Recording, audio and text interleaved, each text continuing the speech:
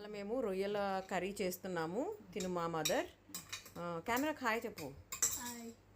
So ఇవాళ ఏం వండుతున్నావు? నాకు ప్రొసీజర్ చెప్పాలి.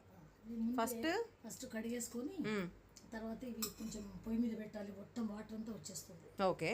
వాటర్ అంతా తీసాక అప్పుడు మనం ఇట్లా తీసుకోవాలి.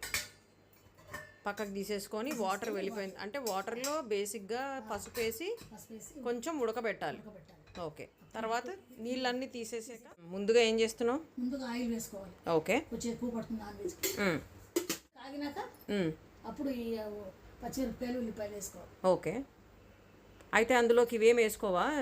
మసాలా అవన్నీ అక్కర్లేదు. దాంట్లో వేస్తాం కదా, మసాలాలు అవసరం లేదు. ఓకే.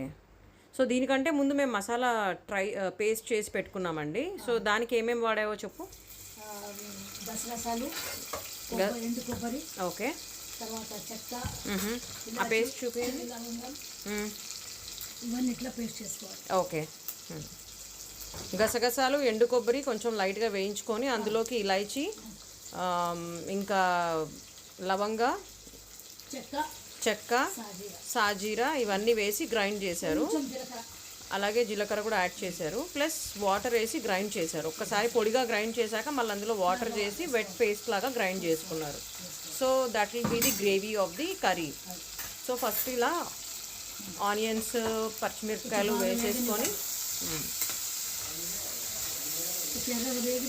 ఓకే. అప్పుడు మనము రొయ్యలు వేసుకొని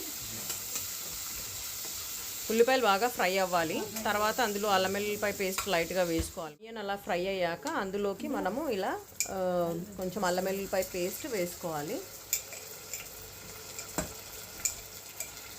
కొంచెం మనం పసుపు ఇంకా కారం వేసేసుకుంటే నూనెలో ఫ్రై అవుతే కొంచెం టేస్ట్ బాగుంటుందంట. సో అలా వేసేసారు. కొంచెం కలుపుకున్నాక ఉడికించి పెట్టుకున్న రొయ్యలు ఉన్నాయి కదా, అది ఇందులోకి వేసేసాము. వేసేసుకొని బాగా కలుపుకొని ఇవి కొంచెం ఫ్రై అవ్వాలి. అల్లం వెల్లిపాయ పేస్ట్లో కారం, ఉప్పు అంతా మొత్తం పట్టుకోవాలి. కొంచెం ఒక క్వశ్చన్ అడగచ్చా? ఎప్పటి నుంచో వండుతున్నారు కదా మీరు. సో మీకు ఇప్పుడు చిరాకు అనిపించట్లేదా వండాలంటే? ఈ ఏజ్ వచ్చే వరకు కూడా నాకు ఇంకా హ్యాపీనెస్ ఉంటుంది. హ్యాపీనెస్ వండాలని ఇంట్రెస్ట్. ఓకే.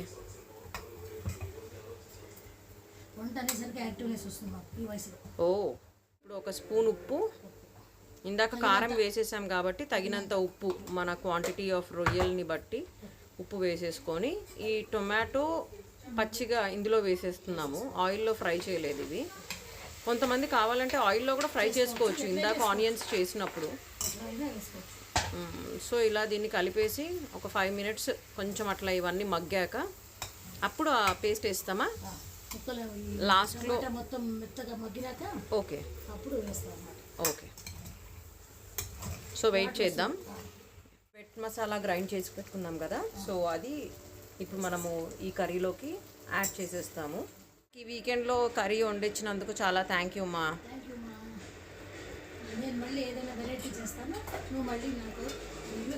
డెఫినెట్గా ఇప్పటి నుంచి నీ కుకింగ్ వీడియోస్ యాడ్ చేస్తాను నేను ఇందులో. సో టేస్ట్ కూడా ఎలా ఉంది అనేది నేను నెక్స్ట్ కుకింగ్ వీడియోలో చేసినప్పుడు నేను మీకు చెప్తాను. నో డౌట్ బాగుంటుంది అమ్మ చేతి వంట. చాలామంది అంటారు మీ మదర్ కర్రీస్ చేస్తే చాలా బాగుంటాయని, వెజ్ కానివ్వండి నాన్ వెజ్ కానివ్వండి. So lucky to have